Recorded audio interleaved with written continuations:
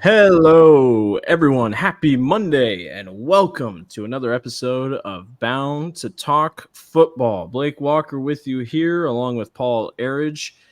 Happy week 3 post. We're headed into week 4, but it's time to talk about week 3. Good week of football. Very exciting. Lot of scores to go over today. Or this morning. Paul and I are recording this at 12:05 a.m. on Monday morning. So once this comes 9 out, a.m. tomorrow. I love it. only a couple more left. Paul was studying for a test, so we're going to get football crammed into his mind as well before we end. A couple house cleaning things. Thanks to 100 subscribers on YouTube. I know for us, we're in the thousands on Twitter and Instagram and stuff, but 100 in less than 3 weeks, I'd say that's pretty cool. Thanks to everyone for watching, commenting, and subscribe. If you're new, make sure to like the video. There's a lot on the horizon for us, but not just podcast. Paul, how was your Friday? What'd you do this weekend? Oh, it was great. Anything? Watched What'd a you lot watch? of football. This was a football weekend. Yeah, it was. I'll tell you. I'd say I watched the Dowling Ankeny game and the Sep Prairie game and the Centennial Cedar Falls game, the typical CISN trio. Yep. But other than that, the Iowa State game, saw a bunch of former Iowa high school guys stand out. My Vikings just lost to the Bucks, ruined my Sunday. So it's okay. My Broncos lost to the Raiders, and we still suck, so it's okay. Yeah, we're both having a hard time. It was fun to watch Red Zone all day. Shout out Scott Hansen. Glad to have him back in my life. Yeah, Iowa won. Very happy. No, I'm not. Iowa's offense is so bad. Doesn't matter. Anyway, Good Friday night. I was up at Southeast Polk calling their game against Prairie. Cool stadium. You could tell they put money into it. It's definitely one of the nicest I've ever been in Iowa. You'll have to come out and check it out sometime, Paul. We'll go right into 5A. We'll get to Southeast Polk in a little bit. We'll start with Johnston defeating Valley 21-9 is the final score. Will Nuss goes 12 of 19 for 193 yards and 1 touchdown. Jacob DeGroot played quarterback for Valley. I don't know if he started. I don't know if he came in late.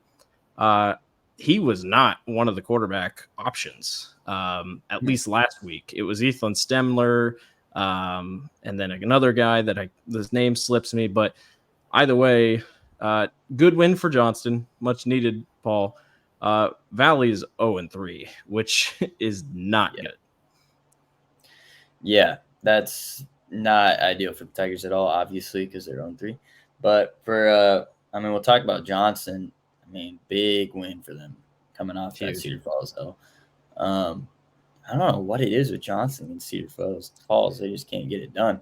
They need that Centennial, which we'll talk about it. They need that Centennial mojo with Cedar Falls. But for Valley, yeah, this is not ideal. Granted, QB is obviously a problem for them right now. We saw this last year. They struggled at the beginning, and then they got really good towards the end. But obviously, it's tough. They're obviously, I don't think they're nearly as good as they were last year, offensive-wise, especially. So it's tough for the Tigers. Big win for Johnson. We'll stick it with just Johnson. That they're looking good now for the future. I think that was a problem. We were a little worried about the Dragons, but big win. It's interesting because, Gary Swenson's been at Valley for so long. It was rumored he was going to retire last year. Wanted to go out on top, wanted to go out a winner. Obviously, this year not looking like it. And a lot of people, unfortunately, as a head coach, you get called on. That's just one thing. Is Gary the problem? No, I don't think Gary's the problem. I think this is just you got a bunch of young guys, and it's just not been as good. But we say this, and Valley goes to the Dome last year, and we're like, well, dang, they're still good. But it's like, yeah, but on-field product, winning. If you go to Valley and you watch a Valley football game, you expect them to win. And that's just not what's happening right now. And like you said, the offense just isn't there. The defense is very good. I don't think there's no debates about that. It's just the offense has got to figure it out. I don't know who they play this upcoming week. I think it might be Ankeny. But you gotta win. You gotta win. It's 3 losses is tricky with the RPI, but with their schedule, they could go 5-4 again. Maybe, dare I say, 4-5, and maybe still get in. Oh yeah, 5-4. I think they're comfortably in. Yeah, how good their RPIs or their opponent is going to be. So yeah. 2 more weeks and we get the RPI. So we can start really diving into the RPI once those come out. That'll give us good information on our shows.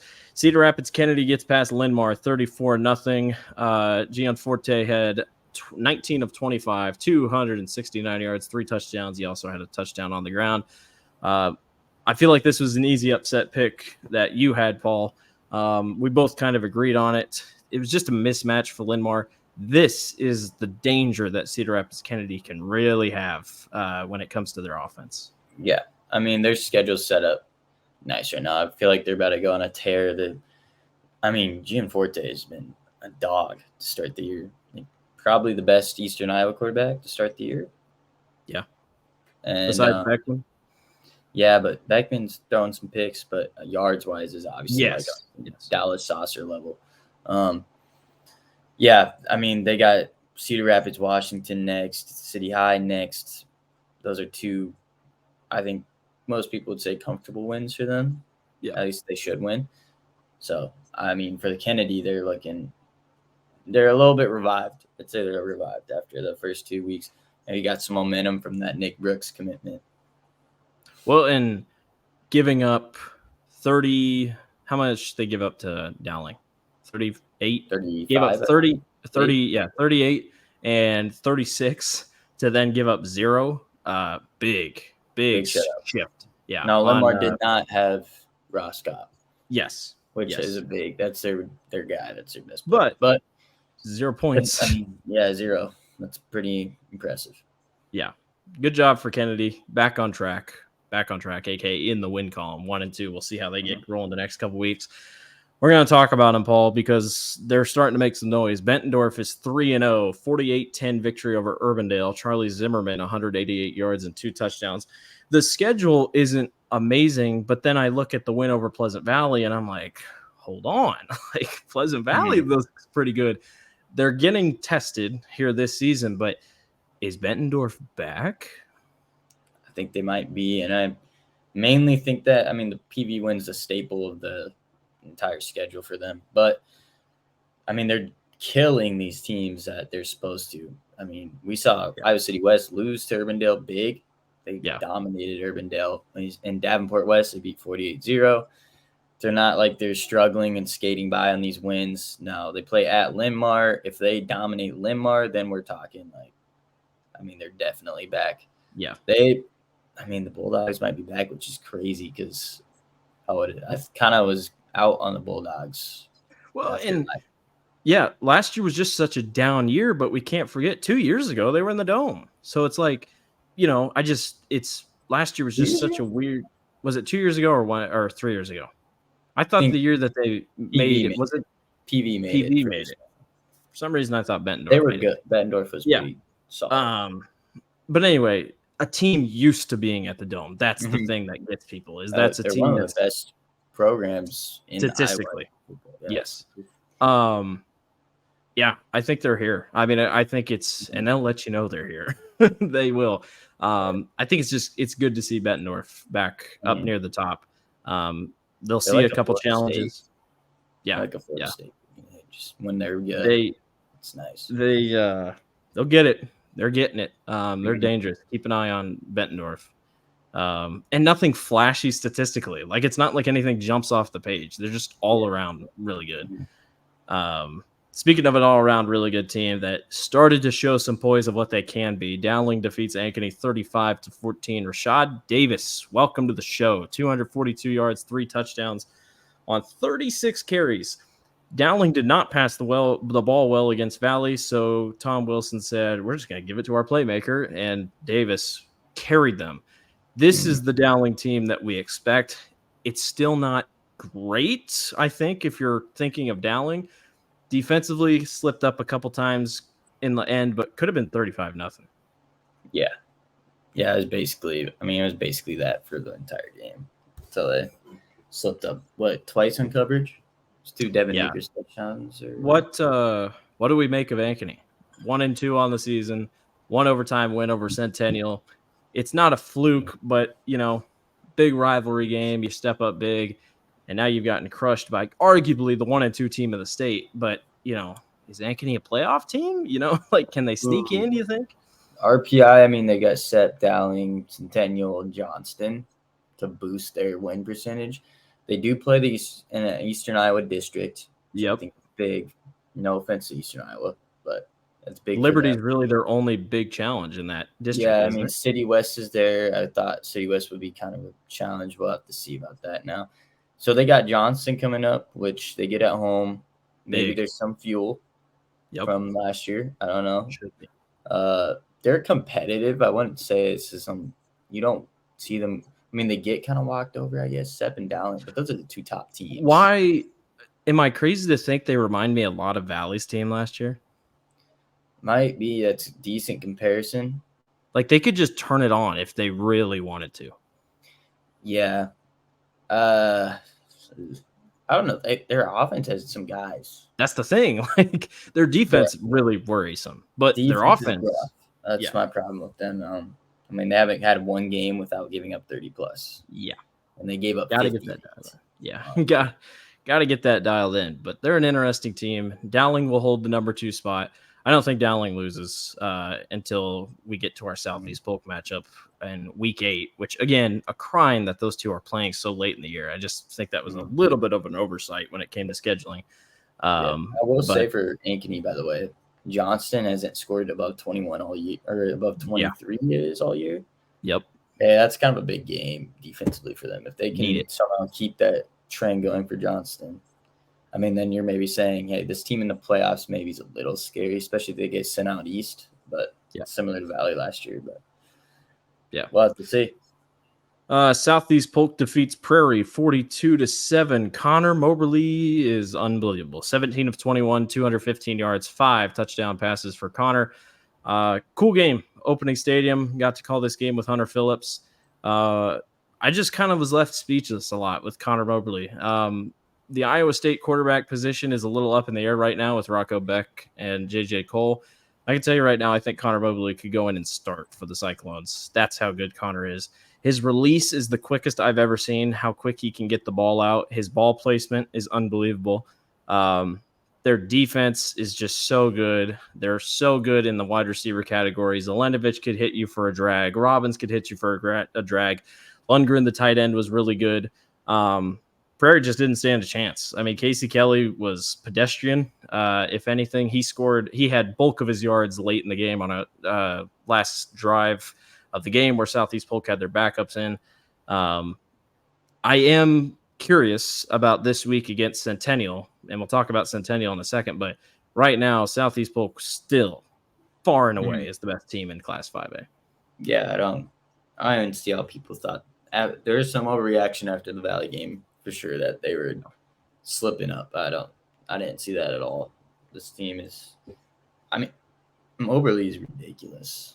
This is the best quarterback Southeast Polk's had in a long time. I mean, Daly, people point to Daly, but I think Moberly's been better than Daly. I was telling Hunter, I'd love to just sit and chat with him because he just seems like, at least on the field, just so calm. Like, I feel like nothing gets to him. He's just simple, calm, cool, collected. He's not, doesn't seem like he's too confident. He's just exactly what you need. Makes adjustment at the line of scrimmage. It's just like, he looks like a college quarterback already. And he may not look like one, but man, he's unbelievable. And it's just between his wide receiver core and him and his O-line, like, gives him so much time. It's just such a dangerous, dangerous team. They'll be one to watch. That's for sure. I mean, not only their defense is also unbelievable. Impressive. Robin, 6 TFLs already on the year. I mean, they're scary. They really haven't given up anything this year either. That Ankeny game was really it. They gave up 21 and they were up by 40 most of the game. So probably some bench roll in that.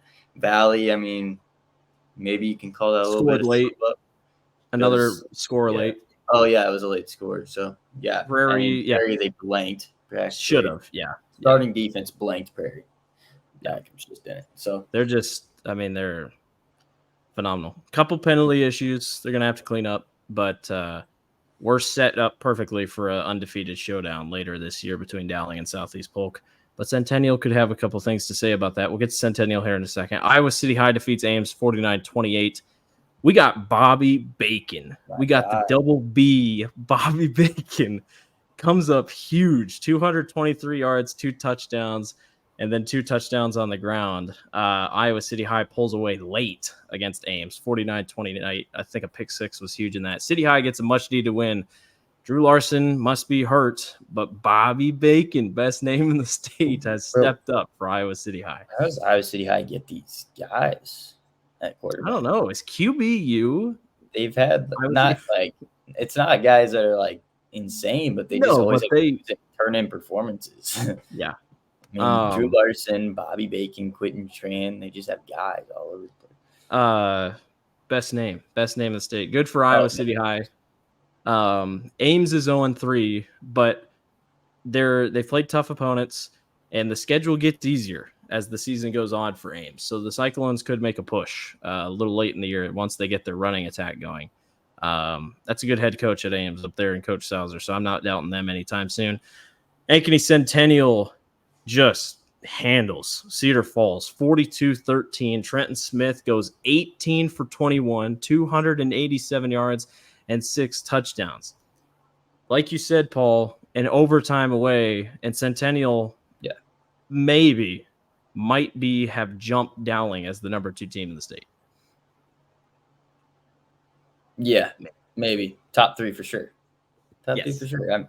I think, the biggest thing for them, we'll talk about, obviously, how they're about to play Southeast Polk. I think there's a lot of momentum coming in from Centennial. I think maybe losing to Ankeny gave them a lot of momentum, or a lot of motivation, should say, not momentum. Trenton Smith's coming off the best game of his career, easily. He's got weapons. That's going to be the biggest thing. I mean, I think up front, Southeast Polk is phenomenal defensively. So if they can test those DBs, I think they have a fighter's chance. I will say, DB size is not great for Southeast Polk. That was a noticeable thing that I saw. With Sama out there, he's only 5'8". I mean, Emmanuel Gay, he's only 5'8". Like, they don't have a lot of size. It's speed, but don't have a lot of size. Chase Shuddy could be a huge difference in this game. And we'll talk about it in our preview on Friday, so I'm not going to get on Thursday. I'll get it. I don't want to get ahead of it. But I quickly want to touch on Cedar Falls.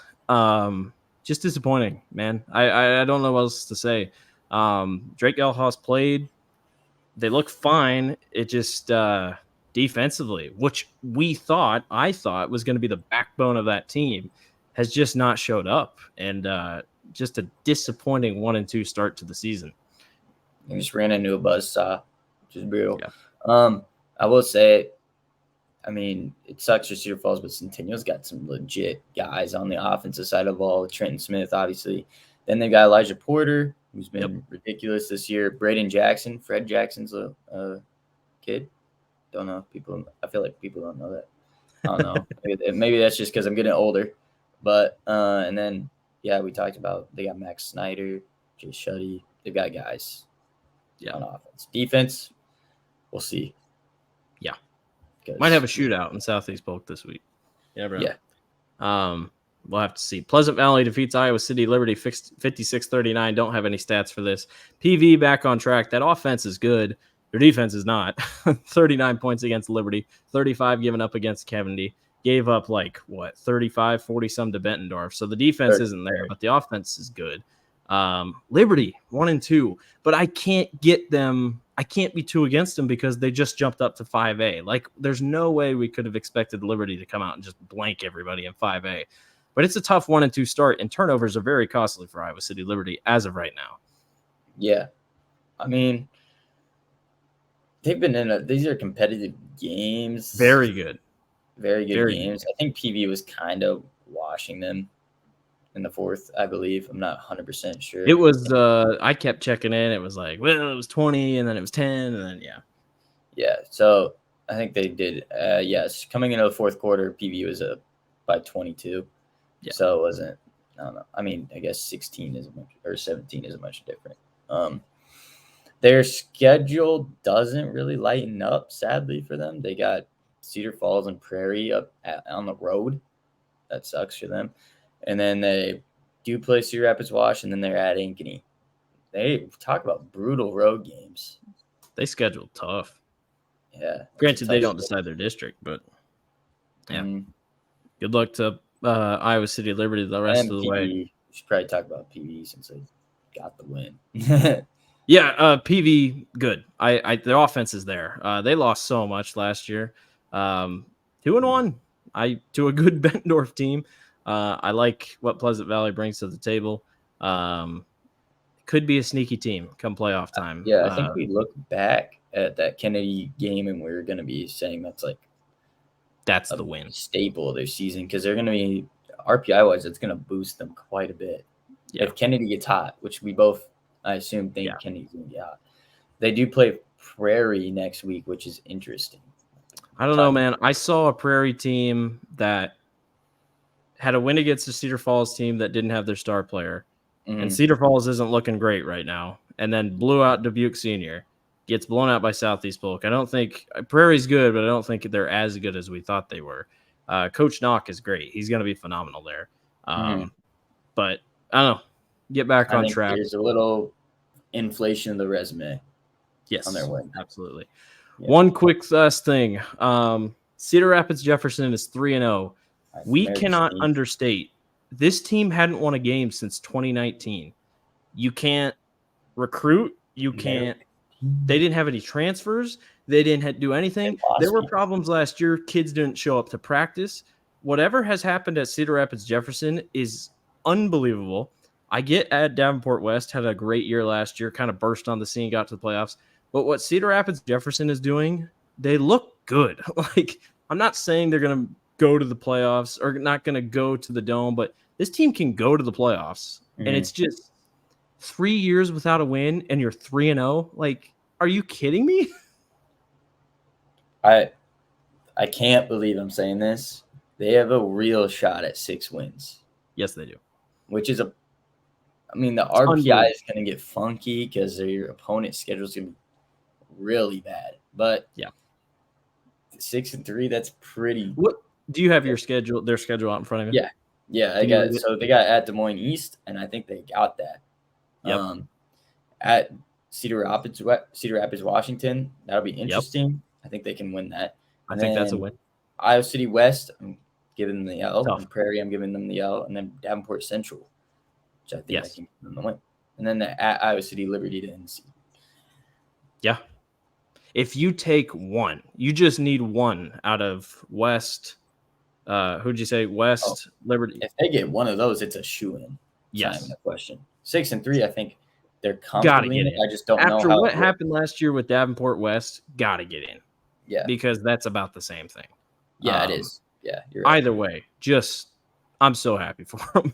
I want them. I need them to be good, and I need Iowa City West or someone to stay good. I'd love to put them as our game of the week soon, or something. I just think it's just fun. It's so cool. I'm so happy for them. Keep it rolling, Jayhawks. Have fun. Wow, we went 23 minutes in 5A. This is going to be a long episode. I hope everyone's ready. There's just been a lot of good games. To be fair, 5A had a lot to talk about. Yes. But we have a lot of games to talk about, even down the line. We'll jump down to 4A. Lewis Central defeats ADM 38-31. Curtis Wright had a Randy Moss type night. 4 catches, 2 touchdowns, 138 yards. The big story in this one, Paul, Brevin Dahl has a couple broken bones in his arm. Unfortunately, got tackled kind of in awkward position. I don't know. It must have been middle of the game or something like that. I don't think his dad really said it.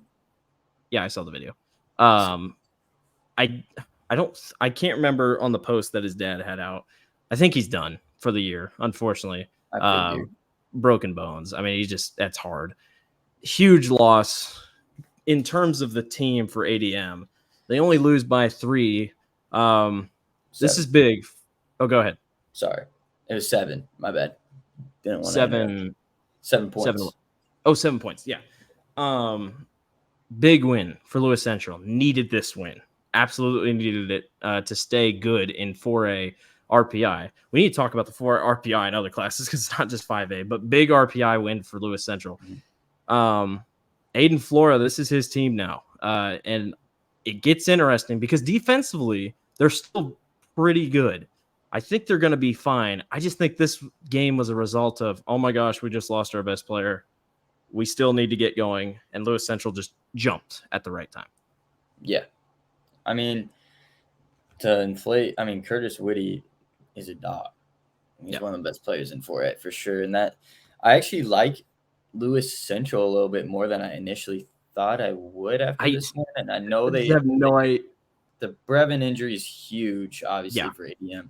But their defense actually seems to be kind of legit. I mean, they've played some good teams and held them low numbers. It's just that offense hasn't got going, and they kind of got in a shootout here. 38-31 is nothing to laugh at. They dropped 38. It's impressive. They do. I mean, here's the thing with Lewis Central is they've got the dogs. They play everyone that you they do.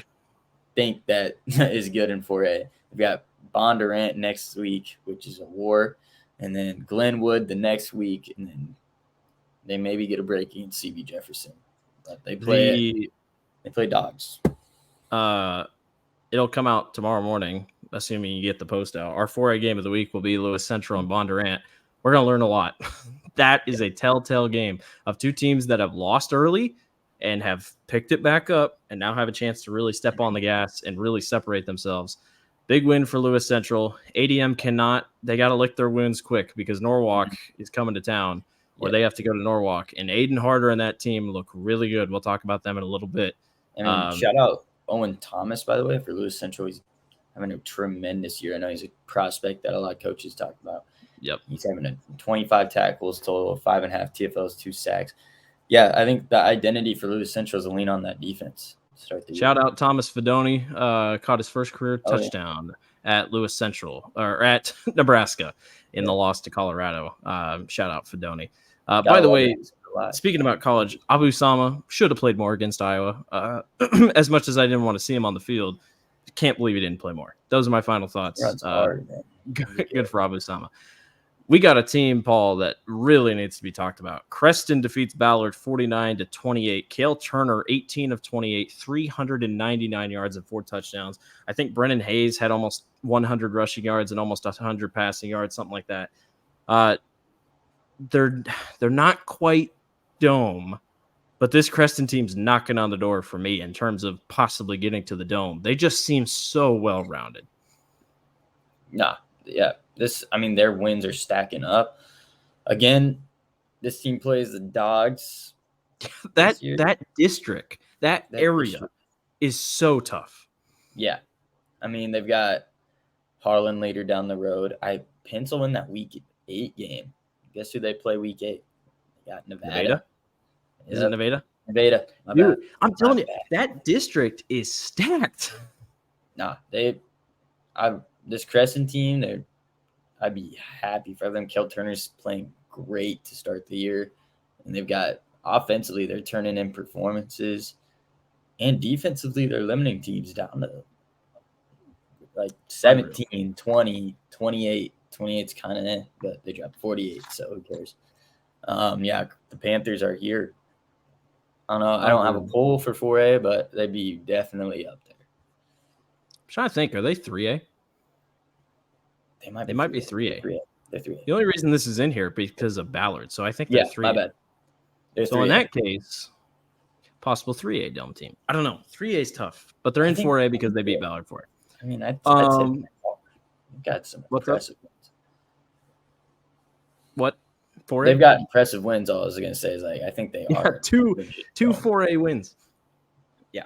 And Lewis Central is nothing to laugh at as a 4A win. That's not like beating up on a low tier. Went on the road and beat Lewis Central. Yeah. Creston, how you doing? North Scott defeats Assumption in one of our games of the week. Gertie, is it Gertie? Is that how you say his name? Kyle Girardi. Girardi, 12 of 14, 246 yards, 2 touchdowns, 162 yards, 1 touchdown on the ground. This guy's unbelievable. North Scott defeats a very good Assumption team. 42-28. Might be Assumption's only loss of the year if things go right. This North Scott team, man, reminds me a lot of the one that won a championship a couple years ago. Mm-hmm. No, this North Scott team is nice for sure. Girardi is a dog. North Dakota State commit. Started off the year Classic. What? Oh, that's just classic. A classic. That's a classic North Dakota State recruit if I've ever seen one. Like he's dropped. It is mental math, not a math pod. It's 13 touchdowns and 1,000 yards in 3 weeks. Unbelievable. Crazy. I really like the North Scott team. I mean, they're definitely top. We were talking about top 3 team in 4A. Some would say some would have them 1, but I don't like basing those off resumes because it just doesn't matter. The Xavier still might be number 1. Yeah, exactly. Xavier, in my opinion, is probably still number 1. But I mean, we're going to see that in week 6, I believe. Do they play Xavier? Yeah. Let's go. I was hoping they did. It's been a non-district game the last couple. Xavier got a little bit. Xavier gets so lucky with their home. Yeah, as I say, Xavier gets a little lucky with these road in the world. Wow, cinema, absolute cinema. Keep an eye on that one. Gilbert defeats Mason City 27-15. Will Hawthorne 20 carries, 161 yards, 67 yards in the air, and 1 touchdown. Gilbert is 3-0. They get a tough one this week against Boone. Good for Gilbert. I think they're a fun team. Their schedule's not great, but a win over Carroll, who beat Greene County, is looking good. Greene County just took care of Atlantic. So, moving down the totem pole, who beat who? We'll talk about Boone real quick. We got a DM on Friday night at around like 10 o'clock that was like, yo, look what happened in this Des Moines Hoover Boone game. If you haven't seen the video, it's on our Instagram. And I don't know if it's on our Twitter, but it's on our Instagram. And the student section, I don't know which one. I think it was either Boone or Des Moines Hoover. It's like looking off toward the power line, and the power line is sparking. How does that happen? I have no idea. And it sparks a little bit more, and then finally it just pops, and sparks go everywhere. And the next thing you know, all the stadium lights go out. Safe enough to say that they had to call the game. Boone ended up winning in a third quarter match against Des Moines Hoover. I just thought that was really funny. Did they give him the win? They just give him the win. Yep. So Boone defeats Des Moines Hoover. It was a mutual call. Boone and Gilbert play this weekend. 3-0 versus 3-0. Fun game. Should be fun to watch. Someone's going to get to 4-0. And sometimes you only need 5 wins to get to the district or to get to the play. I mean, Gilbert is set up really well if they get this win. They get Hoover next. No offense to Hoover. I think that's 5 right there. Is Gilbert not the team that went 1-8 last year and like had the toughest schedule in the state? Like, I think they were playing like, I can't remember, but I swear we made a post last year that Gilbert just unbelievable. 8 out of their 9 games or something like that, they played a ranked team. It was unbelievable, but it's clearly worked. I'll double check your whatever it is. So ADM, Carroll was their 1 win, and then Bondurant, Creston, Nevada, Algona, Humboldt, North Polk, Ballard. I mean, listen to that. That's unbelievable. That sounds like it's. I mean, I didn't really watch or pay attention as much for it last year, but that sound like all those schools I know, which basically tells me it's a good schedule. Good for Gilbert. I will say after Des Moines Hoover, or after they got Carlisle too, which I always forget. Carlisle's really fallen off after going to the Dome fallen off year. A little bit. They have Bondurant, Newton, Pella to end the year. So interesting. Yeah. Winterset got a win over Carlisle this past week. 2 teams that have weirdly made the Dome the last couple of years, just kind of random. Shout out Raccoon River. Norwalk defeats Newton 32-25. Aiden Harder 17 of 34, 226 yards, 2 touchdowns. Norwalk is 3-0. We'll really figure out who they are this week against ADM. Shout out Aiden Harder. He seems to be must-watch TV. I'm excited for Tyler to report back on him this week. And then we'll quickly move because we're running long this episode. That's okay. But Xavier holds off Western Dubuque 22-20. This game was kind of overshadowed between Lewis Central and ADM. But Xavier, this is a big win, and I don't think people talk about it enough. Western Dubuque is very good. I said on the post, could easily be a championship preview between these two teams. I fully expect they could be. Very possible. Ronan Thomas, 10 of 13, 193 yards, 2 touchdowns, 1 touchdown on the ground. Xavier's only lost to Williamsburg. You can throw that out the window. It's not like it matters. Xavier's still pretty good. Oh, yeah. Xavier's really good. It's an impressive win against a good Western Dubuque team.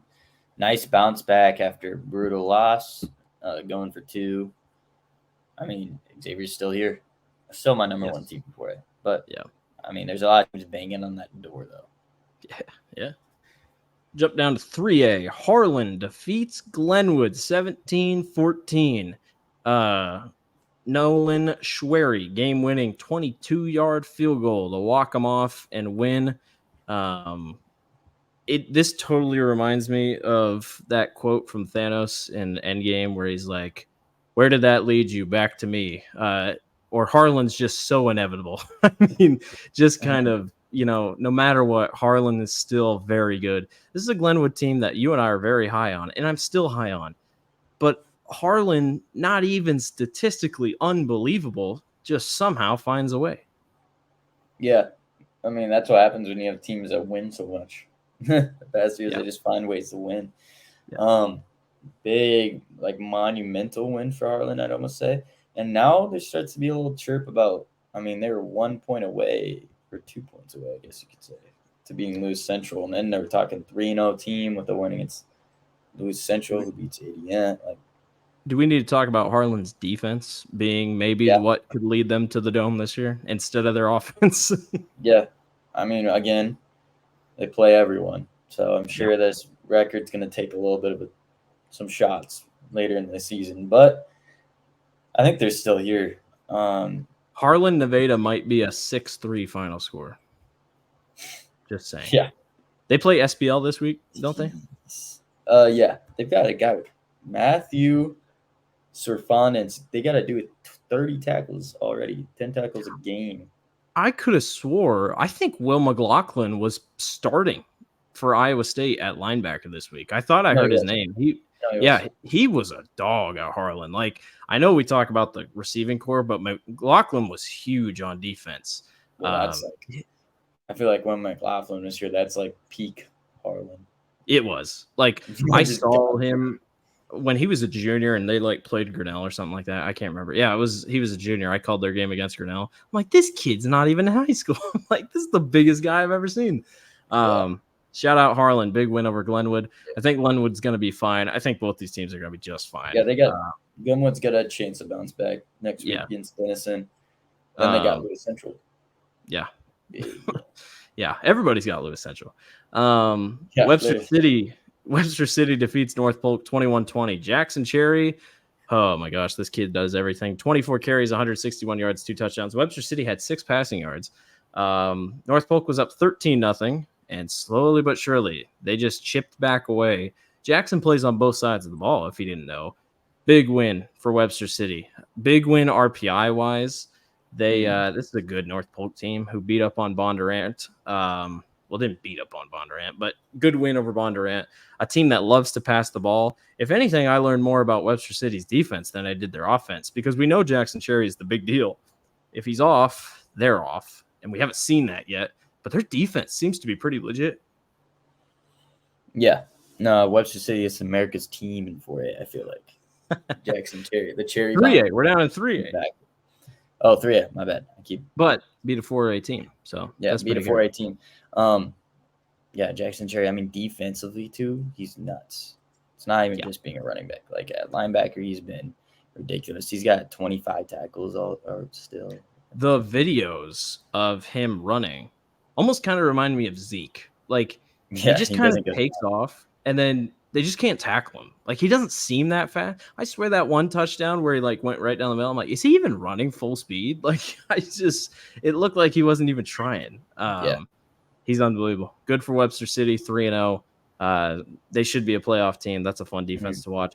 This game was sneaky. Mount Vernon defeats Benton 19-7. This is a good Benton team, man. Have a good chance to be top 2 in their district, as they have Williamsburg, and then it looks like Grinnell will be the other team in that district. Maybe could fight for a top spot with Williamsburg. Probably not. Williamsburg's in a league of their own. Jackson Hurd, 25 carries, 145 yards. Very low scoring. Joey Romberg really didn't get going. I just wanted to point out, Mount Vernon's good, but they're just this. They didn't really take a non-conference or non-district schedule very big. Like, it's not like that was anything crazy in the non-district. So I don't know. I'm not worried about Mount Vernon, but just thinking. Yeah, I mean, this is the team that I think a lot of people were pointing at as like a team to compete for the 3A champ. Yeah, and I mean, they haven't really. They beat first 2 weeks. They beat teams handily. This team, they obviously struggle a little bit, but this is a team. What's I think. their schedule? Who do you want to know? Mount Vernon. I know they get Solon this week. Yep, which they get Solon, then Mount Pleasant. Play Assumption. That's a huge game. That's a big one. At Fort Madison, Washington, and Keokuk. Oh my gosh! So Assumption, we'll know. Yeah, one loss maybe. Even then, we'll know who they are. Yeah, interesting district. Good for Mount Vernon. Benton's still going to be very good. I'm excited to watch Benton Williamsburg in a couple weeks. That'll be fun. Grinnell Williamsburg will be very good. 2 weeks. Maquoketa defeats Northeast 43-34. The only reason I put this in here is Carter Meyer had a day. 20 of 24, 252 yards and 3 touchdowns, 140 yards on the ground, 3 touchdowns. Dude had 6 touchdowns. Shout out Maquoketa. I don't know if they're 3-0. They might be 3-0, or either that or they're 2-1. But they're 3-0. Yep, 3-0. Wow, shout out Maquoketa. Good for them. Nevada defeats PCM 27-7. Jacob Kunzroth, 4 catches, 3 touchdowns, 111 yards. I'm full Nevada bandwagon. I've always been full Nevada bandwagon because we've been on the Cubs. Yeah, I have full personal bias. But this Nevada team is very good. Their defense is just the biggest one. They had 3 red zone stops in this game. 3 red zone stops. That is just unbelievable. I'm so excited to see. They're going to get challenged, which that's the cool thing. Their district is so hard that we're really going to get a lot of great games. I'm sorry, but most 3A games of the week will come from that district. I hate to say it, but big on Nevada. That defense is so good. Yeah. And, listen to their opponent scoring totals. 0 week 1, 7 week 2, 7 week 3. They just don't let you score. And Kason Stevenson ran for 200 in this game. 200 plus. Yep. Yeah, they got so many weapons. They got a good quarterback. They're good. This is the best Nevada team we've seen in years. In this little span of a run of good years that they've been on. So. Shout out them. Fort Madison defeats Centerville 42-6. I'd be remorsed if I didn't mention this one. Good win for Fort Madison. Centerville, not quite the team that they were. I didn't get the name, but there was an injury in this game for Centerville. Kid had a serious neck injury. I don't know his status, but well wishes to him. I just saw an interview after the game with one of the broadcasters for, I think it's Go Pitch TV for Centerville, aka their main broadcaster is literally the mayor of Centerville. So that's cool. But hope that kid's doing okay. Fort Madison is 3-0. Their district, like Paul read out, not very bad or not very great. They will get Mount Vernon late in the season, but they get Williamsburg this week. So guess what? We'll see how good you are against Williamsburg. Paul, let me check. Williamsburg and Fort Madison is our 3A game of the week. Have yourself a day. Fort Madison, we'll see how you do. 3A schedule is rough this week. But shout out those guys. They'll be our 3A game of the week. We'll see how the Bloodhounds fare. We are up to 2A at 44 minutes. This is expected. It's a recap episode. Yeah, these always do the best. Shout out to everyone watching and listening. We really appreciate it. Central Lion George Little Rock defeats West Sioux 70-7. Reese Vanderzee 7 carries, 131 yards, 2 touchdowns. He had 2 catches for 60 yards and 2 touchdowns. So 4 total touchdowns for Reese Vanderzee. We're not talking about him, Paul, but Central Lyon is so good. Like, defending state champions, they lost Zach Letmer, but who are we kidding? They have a great chance to repeat. I was about to say, seriously, when's the last time Central Lyon lost? Yeah. Like, is it my senior year? Yeah, it is. 2022. So how long? How many years? 2 years. Well, okay, they have 16 games straight. Dang. Undefeated last year, 3-0 this year. That's got to be the longest streak in the state that I'm thinking about it. Got to be close. Has to be. Van Meter? Yeah, nope, Van Meter lost to Williamsburg. Yep. Yeah, I think that is.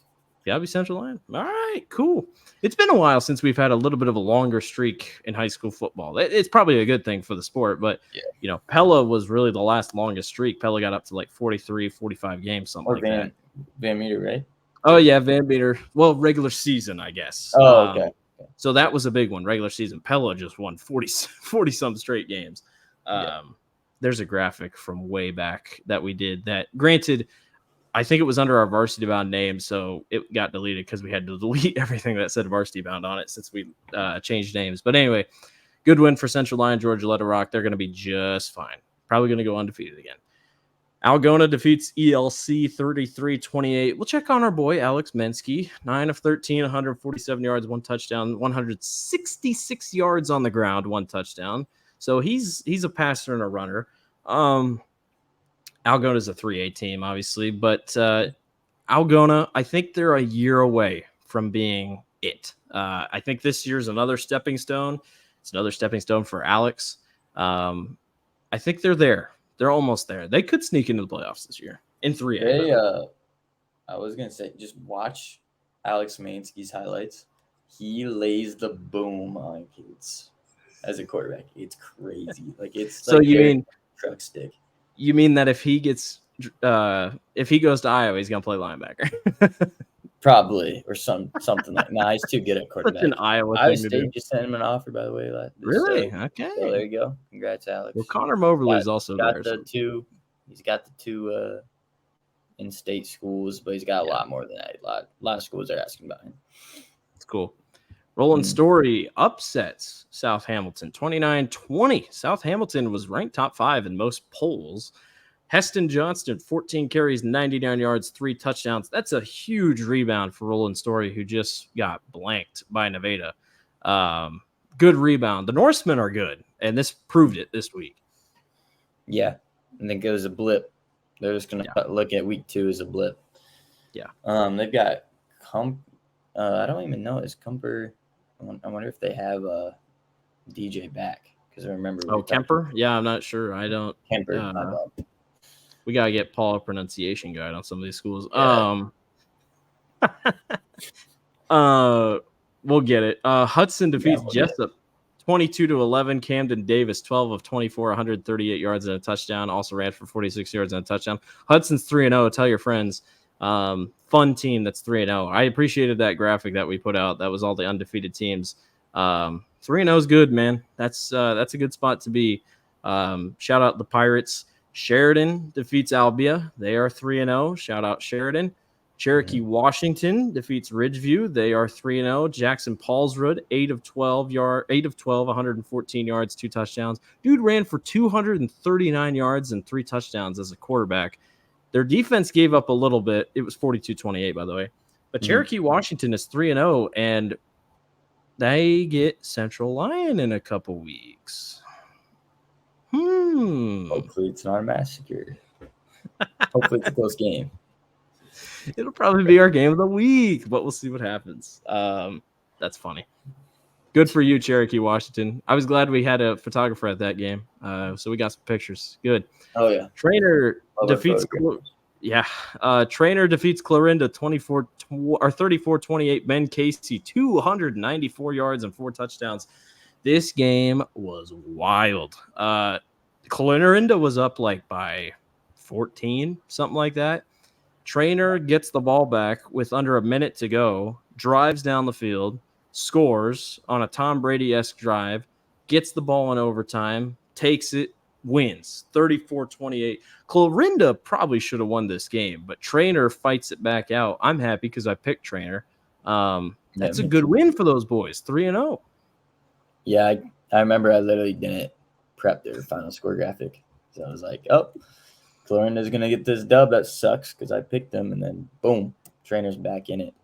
I kept checking Twitter, and I don't know who it was, but the guy's like, I don't know what's happening right now, but Trainer just went down the field in like 50 seconds and won the ball or tied it up. I'm like, what? Good for Trainer. Fun game, good win over a good Clarinda team. Clarinda plays Van Meter this week. Could be interesting. We'll see.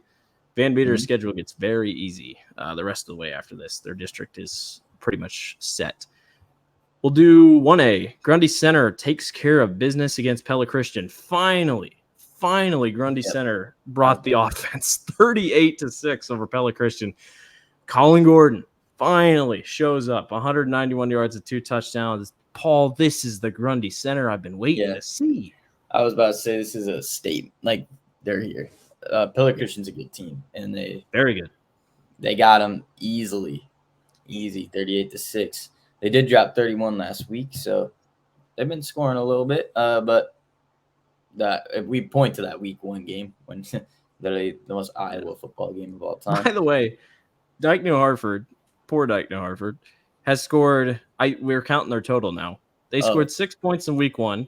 They scored 9 points in week 2. And they scored 14 points in week 3, but lost again 15-14. Like, poor Dyke New Hartford. They're on the Brian Ferentz watch, huh? I guess. Something. Dyke New Hartford, man. They're there. They're getting there. You just got to figure that out offense because, man, your defense is good. But that's got to be coming in on Fridays. Oh, my gosh. That is tough. Linville Sully defeats Pleasantville 36-27. I am now 1 for 1 of my upset picks. Landon Montgomery, who, from my understanding, was going to play quarterback, but then has moved to running back in efforts to combat the injury of quarter down harder. 200 yards, 2 touchdowns. Linville Sully, good game. Caleb Cook still had a good game. I think Pleasantville can make the playoffs easy. I think they're a good team. But Linville Sully, getting past adversity, that's a good game. And I believe according to quarter down harder, he's back in the playoffs. So if they can just get there, and that's a monumental win for them to get there, and boom.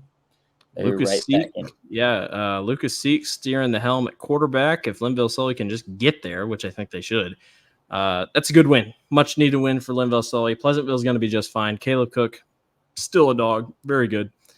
Ogden defeats Perry 20-14. I was keeping an eye on this game. And from my understanding, it was 14-13. I don't know if Perry just needed a first down to win the ball game. They threw a pick 6 with under a minute to go. Ogden took it all the way back to the house and won 20-14.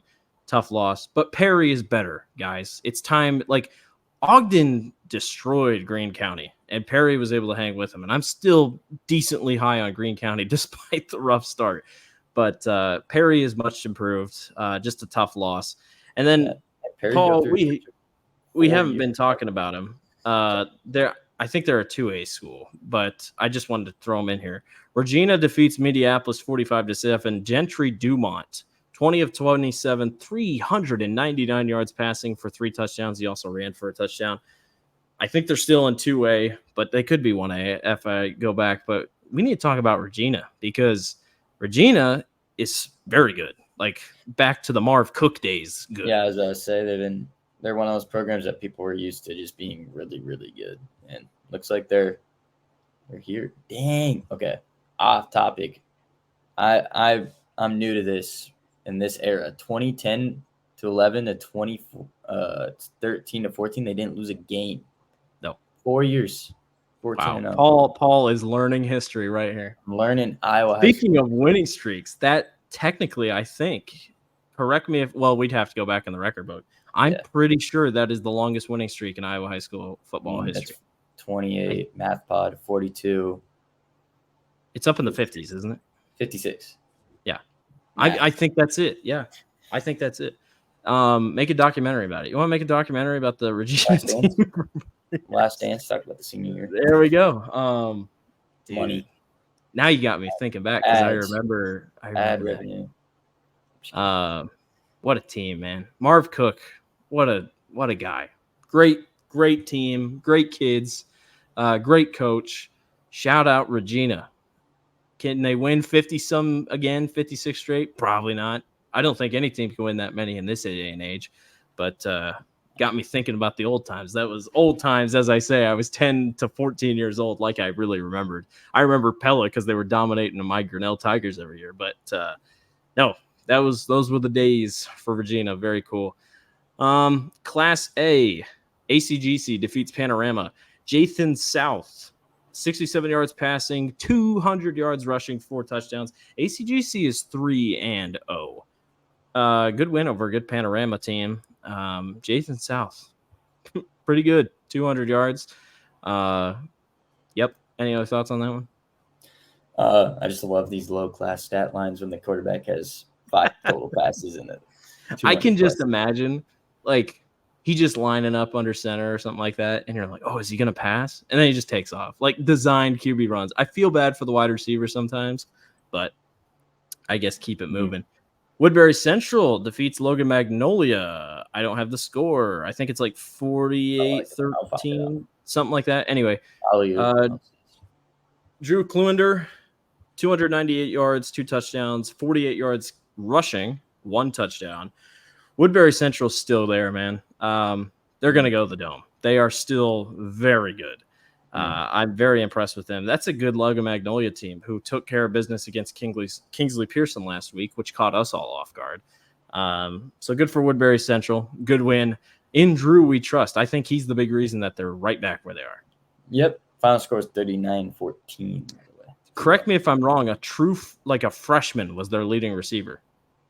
I'll double check right now. Yeah, the box score pulled up. And, yep. Wow. Jaden Lloyd, have yourself a day. 147, man. 5 receptions, 2 touchdowns. Woo-hoo. Wow. Talk about freshman, man. Keep an eye on that kid. Madrid defeats Mount Air 35-34. Boy, this game sounds like it was insane. Preston Wicker, 91 yards passing, 1 rushing touchdown, or 1 rush, or 1 touchdown, sorry.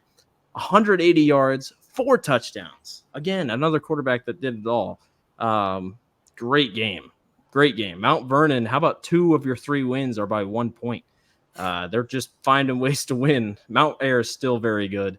But Madrid, man, they looking good. Oh, yeah. Preston Wicker, man. Whew. Great game. Was it 5? 5 touchdowns? 5 touchdowns. Yep. Wow. All 5. All their points. There you go. And Ty Fuller, their running back, must just not have had a great night. But obviously, when your quarterback's picking it up, that's a big one. So, this was the big shocker to me. I texted you this. I'm like, what in the world? St. Ansgar defeats West Hancock 24-15, 224 yards rushing for St. Ansgar. Granted, historically, St. Ansgar has owned this series. Like, I'm pretty sure if you go and look at the side page, they have owned this series against West Hancock.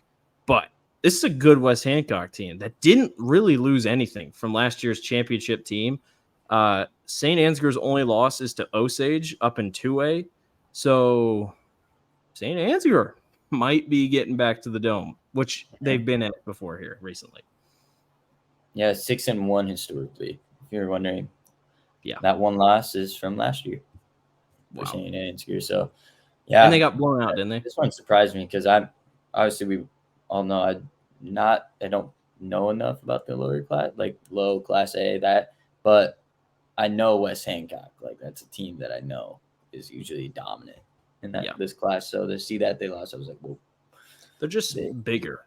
Like, when they get to the Dome, you're like, are you sure you're class A? Like, I get it. Your school size isn't big. Like, you guys are massive, you know? I always look at those knees and I'm like, wow. I know the oldies like that, but I'm just like I look at their jerseys and they look like the jerseys that you put on when you're like playing flag football at recess. Like, just old jerseys, and you're like, okay, I know what you're doing. Like, you guys are so old school. Like, get Dowling and West Hancock some new jerseys. dude, like, what are we doing? Yeah. I know. That's like I always see every year someone posts on Twitter like, love Wes Hancock's how they stick it with the old. Yeah. Like, really? They are Love just, that? yeah. Yeah. Is what it is. What a program. How about that program? Yeah. It's funny. We're tired. Can you tell? 8-player. We got Bedford defeats Lennox. My boys showed up 41-30. They scared me a little bit. They were up big and then they blew it and then they pulled away. Garrison Mortsinger, 21 carries, 118 yards, 2 touchdowns. Paul, Bedford's here and they're good. This is our boy Jack Whitmore. This is his team, it ain't, man. Yeah, He loves these guys. Don't know why, but he loves them. I love these guys. I think they're great. I think they're the Waco of last year. They're just sound football. We're going to need more photos of them. We're going to need to send somebody to get some photos of them, but they're down south. It's so tough. This is a fun team. Good win over a good Lennox team who, oh, by the way, Gabe Funk is only a junior. So keep an eye on Lennox because they're still going to be just fine. Yeah. I don't know. Could be a rematch. What's up? Lennox, was this a Lennox came back game and then they stepped on the gas again? Yeah. That's right, because I remember Lennox all of a sudden was there. Yeah, it was like 27-6 or something like that. And then I check and they're like, oh, Lennox just took the lead. I'm like, what happened? Good for them. Central City defeats Edgewood Colesburg. Why am I not putting scores in here? I think this one was 42-20 if I remember correctly.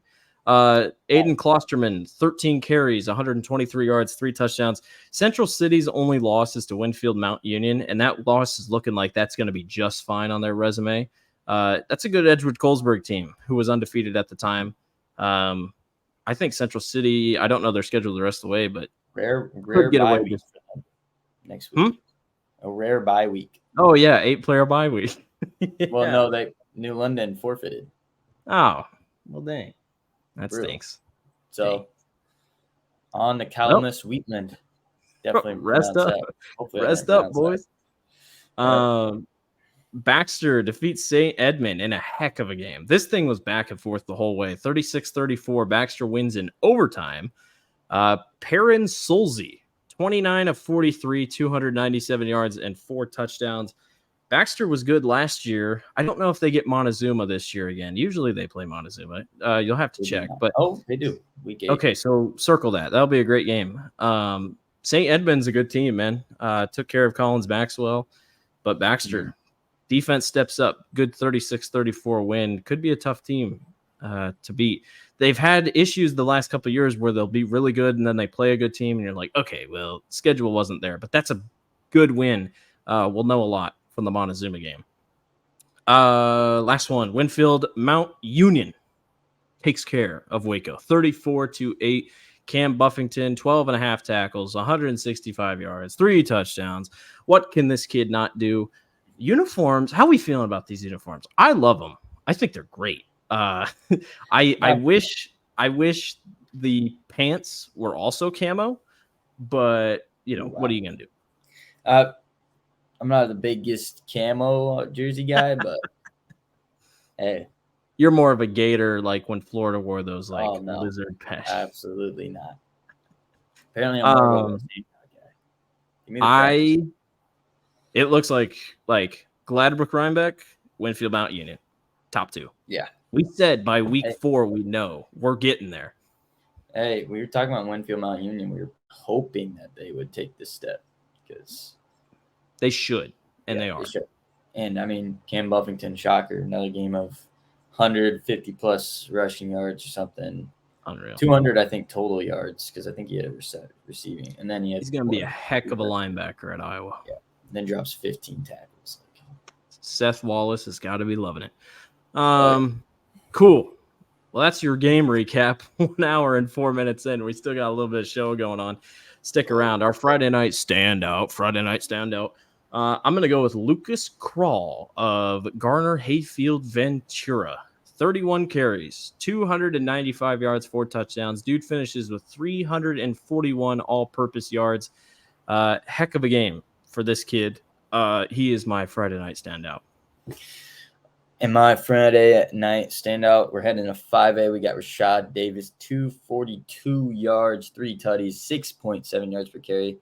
Basically got told, put the team on your back this week, and he did. And that's literally probably what Tom Wilson said. Like, yeah, he's and I'm waiting for the offers to come in. I don't know how they aren't coming in because, once again, I've said it probably, I think, the past 4 weeks on this show. There are players that say he's the best running back they've seen, patience-wise and just vision-wise. Yes. So I'm waiting. I'm waiting on that. I believe it. I've seen it with my own eyes. Mm-hmm. It's time to overreact. Everybody's favorite segment. It's time to overreact. Mine might be a layup, but I truly care about this team, and I truly care about the program. They've been through a bit this past offseason, and they've met a ton of adversity on Friday night.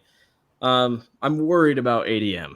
I think the loss for Brevendal is a huge loss. Him and Aiden Flora are a strong backbone to that team. It's no surprise. I mean, all season long, we talked about it's Brevendal and Aiden Flora. Like, these are the two guys that are going to carry ADM to the Dome. Well, now that's split in half, and Aiden Flora now has to put the weight of that offense on his shoulders. Not saying that he can't do it, but there is reason to possibly be worried about ADM the rest of the season. Like I said, their defense still is good. Their offense still is good, but you lose your running back / wide receiver that is just so fast. He's so talented. Injuries suck. It's just straight up. Injuries suck, and it really hurt to watch Brevin go down. He's going to be okay, obviously. Broken bones, whatever. But I'm worried about ADM just a little bit. We're going to learn a lot this week against Norwalk to really see what they got. That's a Norwalk team that plays a really good amount of defense and can really put up points. So it kind of matches. Expect another high-scoring game. But there might be some uneasiness at Adele DeSoto, Minburn at this point right here. Yeah. And mine was North Scott. How about them Lancers? They're 3-0. Positive overreaction. Yeah, a positive overreaction. Finally, 3-0. I'm going the positive route. I'm saying, listen, they've got a real chance at winning it all here. 4A is crazy, so I want to give it a lock, but I think it's time to put North Scott in that Xavier combo. I don't know if you agree. They should be in that. It's safe to say, I'm going to come out right now. This is my bold take. We don't have bold take segment. My bold take is it won't be Xavier Lewis Central in the 4A title game for the third straight year. Going bold take with that. I think that's my bold take. I think Lewis Central is going to have trouble living up to getting there. Yeah. So, I didn't say Xavier ain't getting there, but I'm just saying I don't think both of them will play again for the third straight year. Either the way, both games have been fire. I would not hate it if they did, but they've been crazy last year. 2 phenomenal championship games the last 2 years. Cool. Let's move on to our Bound to Talk awards. I'm going to give my award. My award is called the Lion King Award. I like the Lion King movie. Great movie. The second one, nope. The 1.5 one, nope. Live action remake, terrible. Like, awful. I can't even understand what the lions are smiling at because it's live action. What are we doing, Disney? Anyway, I'm going to give it to some Lions, and that's the Clear Lake Lions, who are 3-0, led by Cale Stephanie at quarterback and Titan Schmidt at running back, who ran for 200 yards this past week in the win over Iowa Falls Alden. You talk about Nevada's defense being good. Let's talk about Clear Lake's defense. They have outscored opponents in their first 3 games 145-6. Unbelievable start by Clear Lake. Their schedule gets a little tougher. I am aboard the Lions train. They were a good team last year. If you remember, I think they upset someone late in the season to really get into the playoffs and make some noise. I'm aboard this Clear Lake team. I think Clear Lake is very good, and this defense is legit. That's my Lion King award. Yep, and the prospect people, they've got Thomas Meyer, 4-star, who's got I forgot about that. I didn't even think about that. Yeah. One of the best tight ends in the state, if I'm correct. Yeah, and he's Chris and DN. Really good DN. Crystal Bulb to Iowa, I believe. Shocker. Yes. In state and talent, Crystal Bulb. Tight end you, baby. All right. And for me, I got the Ocho Award. Caden Page, 6 passing touchdowns, 1 rushing touchdowns, and to make it 8, we've got a return touchdown. I mean, 8 touchdowns is ridiculous. Dude was playing NFL Street. He plays for Murray, by the way, but dude was playing. My bad, I forgot. Yeah. Dude was playing NFL Street in real life. 8 players, insane, man. Murray with the big win, I think, over East Union was the game. Scored 69 points. 69, nice. Okay. Yeah, that's it. That's the end of the show. It's 1:15 in the morning. Paul and I are doing good stuff. We appreciate everyone for watching and listening. As you listen here on this Monday, make sure to take time. Step aside. This one will come out at 8 o'clock. As a son of a former firefighter, I would be remiss if I didn't say, take a moment today to remember those that we lost 22 years ago in New York City in the attacks of the Twin Towers. All those people that we lost in New York City 22 years. May we honor and never forget 22 years ago today on the September 11th attacks. So make sure you take time today and think about that. And thank everyone for doing what they do, that we can go out and play football on Friday nights, for keeping our country safe. So just wanted to throw that out there. Hope everyone has a good Monday. Hope everyone has a good week. We'll be back in the midweek. Make sure to submit your questions for our midweek show, for Paul and I to answer questions, hot takes, bold takes, overreactions. You guys can send them whatever. We'll talk about it. And then we'll be back next week for week 4. So that'll wrap it up for us. Paul, thanks for joining me. Good luck on your test this morning. And we will we'll see everyone in a couple days. Thanks for listening to Bound to Talk Football. We'll see you next time.